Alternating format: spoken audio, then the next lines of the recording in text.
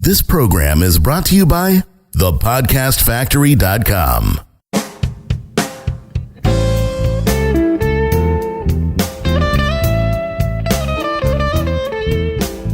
Welcome back to another edition of Copy Chief Radio. Here is the Copy Chief himself, Mr. Kevin Rogers. Thank you, Jonathan. Good to be back with everybody here on Copy Chief Radio. Happy to welcome back today Abbey Woodcock, who came on last time to talk about the voice, how to find the voice in your copy. She's just one of the hottest copywriters out there right now. Good luck getting on Abby's calendar if you need some great copywriting. She is super booked up and in demand, as she well should be, because she's a great copywriter with a lot of cool experience. And so I think it's really generous of her to come on today and help me help all the listeners who aren't copywriters, but this will help copywriters too. But particularly, we're talking today to business owners who want to hire a copywriter and have a lot of questions and potential anxieties about doing that. So, Abby, thanks for being here. Hey, I'm excited to be back. Yeah, great. It's going to be a lot of fun and a much needed service we're providing here today. Yeah, I know we're saving the world, me and you, Kev. Well, we've talked quite a bit about this, and it is one of those sort of overlooked topics.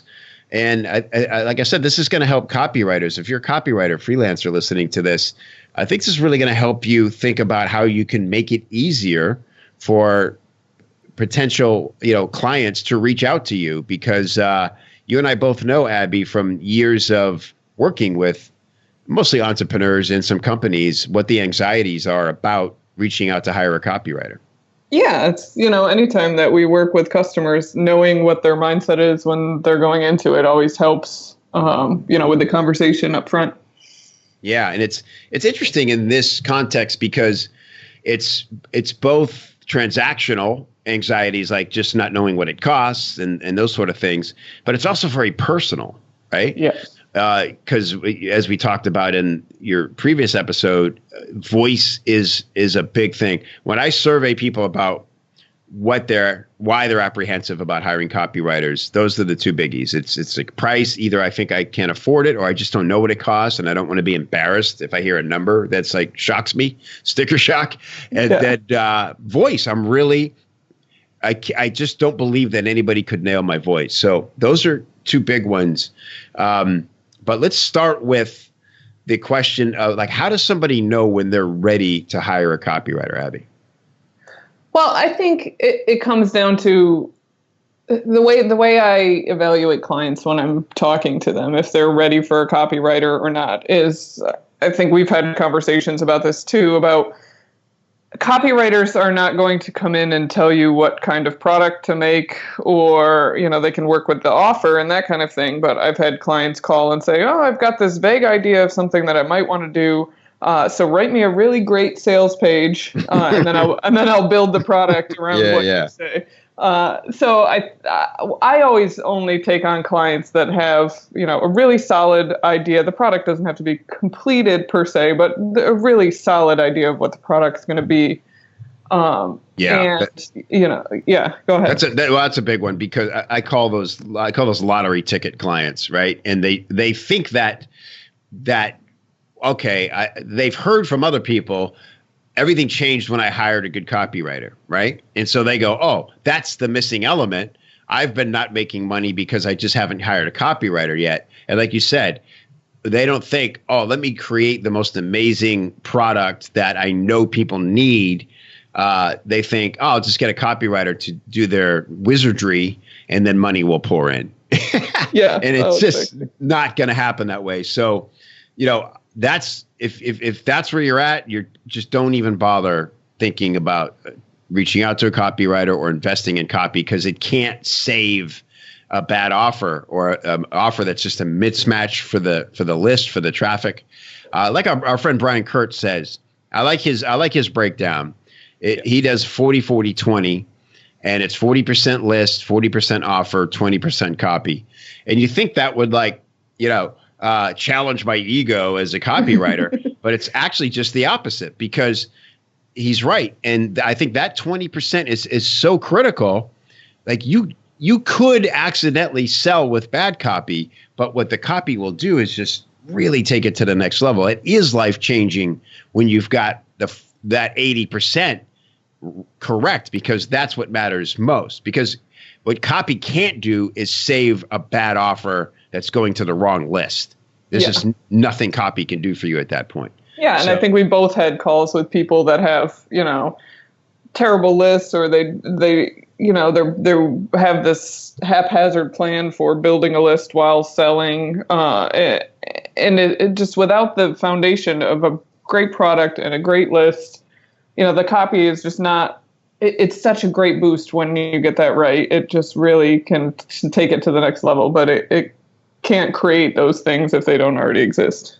Exactly right. Yeah, good point. Now, that's not to say that you wouldn't form a relationship with a copywriter where you would want them in on the product creation process. Had that situation many times with some of my best clients, but it was after several projects together where it just made a lot of sense for us to be involved in the product development. But if it's the first contact, both parties need to be sure that copy is actually what's needed here first. So great point there. All right. And so let's talk about now, somebody's out there in the big bad world. There's so many, copywriters are obviously pretty present on social media because they like to write and they like to express themselves. But you're going to experience a lot of different flavors if you just start looking around at where copywriters hang out. And, you could easily get the wrong impression. There's a lot of places where copywriters hang out in social media where, for some reason, there's a lot of swagger and a lot of attitude and a lot of sort of like, negativity that you see. And I kind of get why that is, because copywriters like comics feel like a little bit like outcasts in the world, and maybe they do something that nobody quite understands. But I want to just point out, if that's what's held you back to hiring a copywriter, know that most copywriters I know are really good people. And even though they might come off a little brash online, that's not the reality I know when it comes to copywriters. Yeah, for sure. Especially the good ones. The good ones are all about relationships, I've found. And the ones that you see in these social media forums posting about the horrors of working with clients and how they're trying to convince the client that the client doesn't know anything. You see these all the time in those forums. I found in general, those copywriters don't work with a lot of clients, surprisingly. That's why they have all day to bitch about it. Yeah. Right. The really good copywriters that I know, they have a presence in some of these forums, but for the most part, those, alpha dog forums, you'll find the greats are not spending a lot of time there because they're doing other things like working with clients and, doing podcasts with Kevin Rogers. That was it. You complimented us both. That was the greatest humble brag ever. Okay, cool. So if I'm looking to hire, obviously, let me just tell you, unabashedly, Copy Chief was built to solve this problem. So if you don't know where to go to find a copywriter, you should know, because you're listening to Copy Chief Radio. And one of the things that I'll admit I haven't done the best job of making it obvious for people is, one of the things you can do at Copy Chief is find a really good copywriter to help you. So know that. But once somebody does decide to hire a copywriter, Abby, what are some of the red flags that they can look for? So I think some red flags for me, when I'm talking to clients that have worked with copywriters that they weren't satisfied with, is in the beginning, they should be thrilled to ask a lot of questions and give you a lot of feedback up front. Like in in the prospect call. When you're on the very first call with a copywriter, it should be a conversation. And if they're hesitant to, I don't think they're going to be, giving you an entire marketing consult session, but they should be having a conversation and asking you a lot of questions. If you find you're on a call with a copywriter and they're not just peppering you with questions, that's a red flag for me, because they're not vetting you. Yes. They should be wanting to have a relationship with you. Yeah. So it's a back and forth conversation, if that makes sense. No, that's a great point. Like Brian Kurtz says, one of the traits he looks for in a copywriter is an insatiable curiosity. And I think a sign of a good copywriter is that they're just naturally curious, and they're going to ask a lot of questions because that's how they go about life. They're especially they're vetting whether you guys could be a fit to work together. But even if you met them at a bus stop, they probably ask you as many questions about whatever the hell came up, because that's how copywriters think. We're sort of like investigative journalists in that way. Oh yeah, for sure. And I found that even up front, the communication should be really frequent with a copywriter, because through the process, their questions are going to come up, and I know there's copywriters that do this. I don't know how, where the client will pay and then 4 weeks later they'll hand them a sales page. Like, I've never been able to do that. Without talking in between. Yeah. Yeah. I'll talk to you in 4 weeks and here's your sales page. There's such a relationship that's formed in this, and the copywriters that think that they can, read a book and then take a swipe file and make a sales page out of anything. Those are red flags for me. Yeah. Well, it indicates that there's going to be a lot of probably formulaic writing going on, right? And that your sales letter will look a lot like every other sales letter they've written. And, it's more true today because marketing is so personality driven these days. We not only have our presence on the product page or the sales page, but we have it on social media. And there's a lot of places our potential customers can expect to go find out more about us or see how we operate, right? Just like a job would go vet you and look at your social media, at least go to your Facebook page, see what kind of person you are. Potential customers probably doing the same thing. So it's something to really think about. All right. And I think just one point to make, in places like Copy Chief, you can vet a potential copywriter really easily, not just on what they're saying to you, but, going around. I know that you've had these conversations with copywriters in Copy Chief, that leaving feedback and having, conversations and adding value, not just in Copy Chief and other places in social media, so that you're in the conversation as a copywriter. Then, when clients are looking for you, they can say, oh, wow, I've had clients say that to me. I've seen your name all over the place, all over Copy Chief, all over wherever, just giving advice. So that's another place to find copywriters and to understand what they're about. Yeah, great point. It's a great process. And that's what I tell people when they come to me and they say, hey, I'm looking to hire a copywriter. I say, here's what you want to do. Put up a piece of copy that you're maybe challenged by right now and ask for help. The pros will come by and give you some help. And so the most immediate way to find a good match is if somebody gives you some really helpful advice that shows that they really understand you and your market, right? Yeah. Beyond that, you could just look for who are some of the most active members who give a lot of good advice, and you could click on their name and then click on postings and just spend 20 minutes reading through some of their posts, and you get a really good feel for what kind of person is this, or how do they think, right? And it's just the coolest way to vet a potential writer who, again, it's a very personal relationship. You're bringing somebody in to your world, your business, your brand, your voice to represent you. And that will, appease a lot of the anxieties people have around it. Great point. So we talked a lot about how you should be answering a lot of questions from a copywriter, potential copywriter. Let's talk about what kind of questions they should be asking a copywriter. Yeah. So the big problem with copywriters or people that call themselves copywriters is there's no like certificate or degree. So all it takes to become a copywriter is to put copywriter on your website.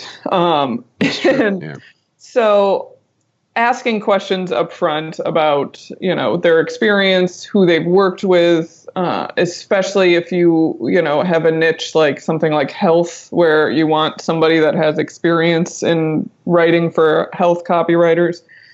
You won't really want to get a sense of what they've done and how long they've been doing it. You'll find that the less experienced will tell you what they've read and who they've studied and which courses they've taken. I would really want to see samples and see who they've actually written for before hiring somebody. Yeah, it's a good point. And sometimes you'll hear this like a good copywriter has to have samples to give you.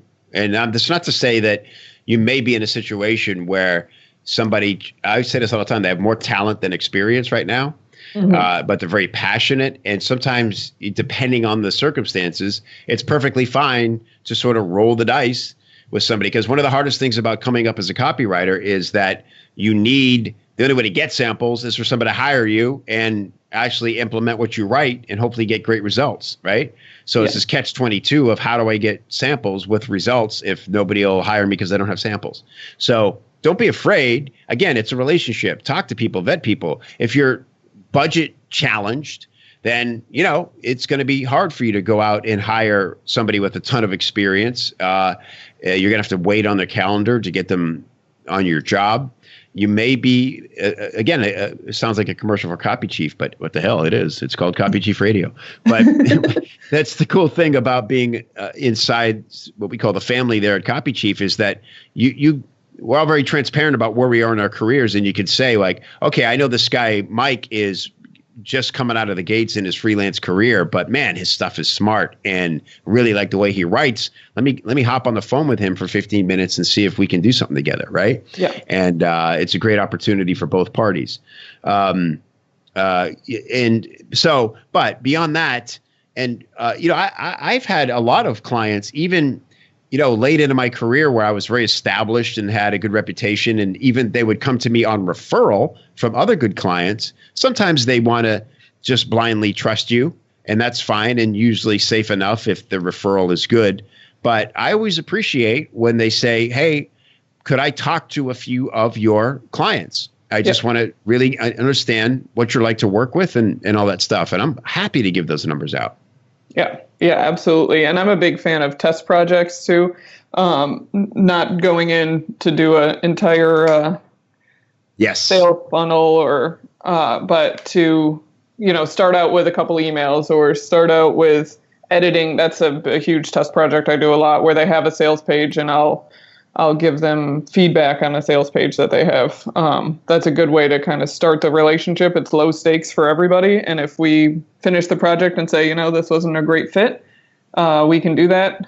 And if we love working with each other, we can look at bigger projects down the road. Well, that's a great point. So basically hire them to give you a critique. Because again, just in that simple context, you really get to know how they think as a writer. You get to see how they see your stuff and ways you can improve it. But you also get to see how reliable they are. How good are they delivering on time, the way they said they would, is what John Carlton calls the pro code, showing up when you said where you said you'd be, when you said you'd be there, having done what you said you would do. Yep.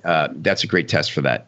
Okay, great. So let's, in the last minute or so we have here, the big question, what's it going to cost me, Abby, to hire a good copywriter? Yeah, so this is such a hard question, because to write a sales page, you could pay from $50 on a site like Upwork to $50,000 for, a top level copywriter. So where in that range should you fall, right? And I think this is a really difficult question to answer. I think if it's too low, that it's like anything, it's a huge red flag. If you get, go to get a tattoo and somebody says they'll charge you $10 for it, you're going to run the other way. But again, I say, I don't know what a good tattoo costs. So I might be dumb enough to go, oh, wow, who knew they were so cheap? And then it's like misspelt, and I'm like, damn it, I should have known. Exactly. So again, I think, talking to a few copywriters when you're looking for them, or talking to a good way to do it is in your community of, say you're an entrepreneur, in your community of entrepreneurs, you're hanging out with people that are about the same level or the level above you. The conversation needs to start with them. Okay, what are they paying their copywriter? What do they think? What are the problems that are having with their copywriter? And I think that that's where you're going to get a really good idea of the people around you, especially if you like what they have on their site and you've seen their sales copy. What the people around you are doing is a good indication of where you need to be. Most of the people listening probably can't afford the $50,000 sales page. But my goal when I'm talking with clients is I always want to give them a huge ROI. I always want to make more money for them than they're spending on me. Sure. So thinking about what you want to get out of it is a good place to start with how much you should be paying. I know I kind of went around in a circle. No, that's okay. Two different ways, but. Well, yeah, I think the best thing to do, I think what you said is right. You're going to talk to some colleagues. And even if you don't know somebody personally, I think it's okay to reach out and go, hey, look, I really like your website. The copy struck me. Can I ask you, have you hired copywriters? What's been your experience? And set your own budget. Here's the thing is, it's this awkward thing of thinking, well, if they ask me what my budget is, I don't want to say, because what if I say $5,000 more than I needed to or something, right? But copywriters just don't list their prices because every project is so unique. But if you're looking for a basic sales page, you don't want to be paying less than $1,000 or $2,000, I can tell you. And yes, you could. I have been paid $50,000 to write a sales page and the other components of a campaign, but the stakes are so high on that copy, and the opportunity is so big that it makes a lot of sense for someone to make that investment. And like you said, Abby, a good writer, every job, we're not only factoring how well will I get paid for this, how is this going to affect my reputation? Is this an opportunity for me to grow my reputation? And is this the kind of client that if I hit it out of the park for, it's only going to make me look better and make my phone ring in happier ways? So yeah, and it's a long-term. And I know you see your clients this way too. I don't go into even a sales page or a huge project. I don't go into this saying, how much money can I get out of this project? I go into this like, how can I make this a long-term relationship? So every time that they have a launch, I'm the person that they call. And so pricing is part of that factor. If I'm trying to suck every dime that I can out of a client, well, they're not going to call me next time because they're going to find somebody that's more reasonable. But if I can know that, you charged $5,000 for this project and I made $50,000 on it because of the copy, I'm going to be the first one that's going to get a phone call next time. So there you go. 1,000% ROI is the measure. That's what you should be getting. Yes, that's the one. Always. Okay, good. So hopefully this has been really helpful, and certainly more point. We'll probably have to do a part 2 of this, Abby, but this was a great start. We're out of time, but big takeaways. Start with a simple critique. Find a writer that you like and can resonate with. Start with a really simple little test project just to make sure everybody works well together. Don't go trying to get married on the second date. Ask your friends and colleagues with their experience with copywriters. Look for samples, but also don't let lack of samples totally thwart what could be a good relationship. Just have a conversation, ask good questions, expect to be asked a lot of questions, and that'll put you on solid footing to have a good relationship with your copywriter. Abby, thanks so much for doing this. Really helpful. And don't go far because you're also our guest, one of our guests for tomorrow's show. So I'm getting ahead of Jonathan's questions, but thanks for doing this. Real quick, Yeah. I wanted to make sure that we had Abby's site correct. Oh, yeah. Is it onlifeandwriting.com? That's the one. There you go. So you guys looking for Abby, onlifeandwriting.com. And Kevin, you started a little early, but what do you have coming up for us next time? I'm excited because Abby on her great blog, onlifeandwriting.com, wrote a recent article that resonated in ways she did not expect. And it was all about how to be a more productive writer in this new sort of system she's put in place. And she works with KC Barney, who is a systems expert. And so we're going to have Casey join us on the next episode and walk us through the things he did with Abby to help her be a much productive and focused and less stressed writer. Oh, wow. That's exciting. All right. So thank you, Chiefs, for tuning in. Thank you, Kevin and Abby, for the great discussion. And we will be back in your earbuds next time. You've been listening to Copy Chief Radio. Thank you for tuning in. If you're digging what we are laying down for you, then your next step is to go over to iTunes, type in Copy Chief Radio into the search bar, and when you find a show, subscribe. We will be back in your earbuds next week.